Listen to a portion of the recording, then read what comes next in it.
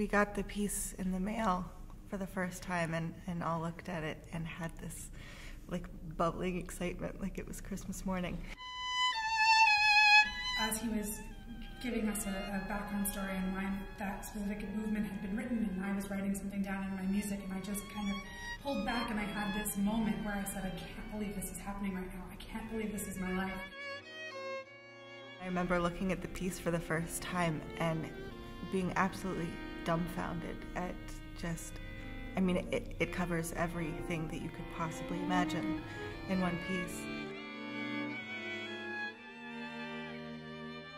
This piece is extraordinary. It's truly unique. And then to come here and actually have his voice and the clarity of what he was thinking when he wrote it and the inspirations and all of this. It was 2 or 3 times yesterday working with him.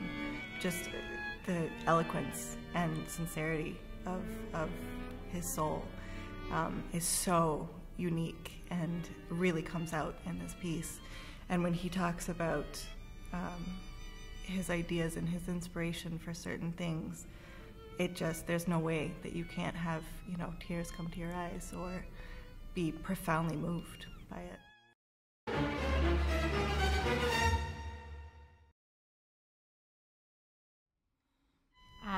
About 1 year ago, we approached our dear friend and mentor and professor from our days at the New England Conservatory, John Heiss, and we asked him if he had written any string quartets, and if he hadn't, would he be interested in writing one for us?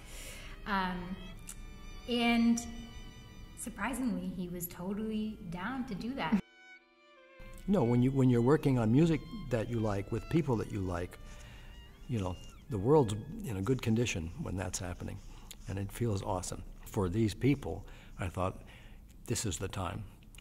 Because I like very much composing for specific people, knowing who they are, what they have as skills, and also their personalities. A lot of my best pieces have been written when I had somebody particular in mind.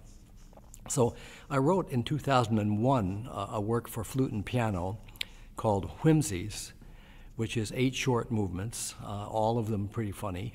It's a set of 8 microcosms, short little pieces, all of which are gems, and each one has its own character and whimsy and poignancy, and it's just such an exciting project. And the fact that this is the first quartet that John Heiss has written is really, really special.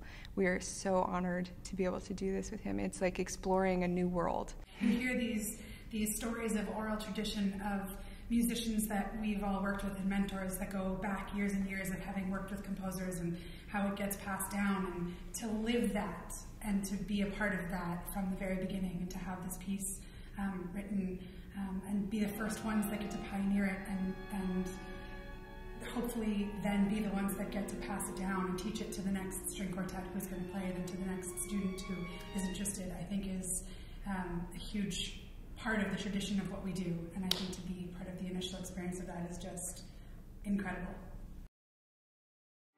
At the C of the cello, not too high. Add the F of the viola, higher. We just love everything he brings to the art of music, his intellect and his stories, and to be able to play a piece written by him is just such an exciting opportunity for us. What happened in the rehearsal was I wanted to get the chords tuned exactly right. And I found that I had to change the spelling of some of the notes. We changed a B flat and a D flat to an A sharp and a C sharp in the cello. And then it suddenly made the violist able to find the pitches better. There's a simple rule on this. String players understand that flats and sharps, A sharp, B flat, for instance, they're the same tone on the piano, but they aren't the same tone on a violin, and not even close. And if you use piano-style notation, you're going to run into trouble, as I've always told my students.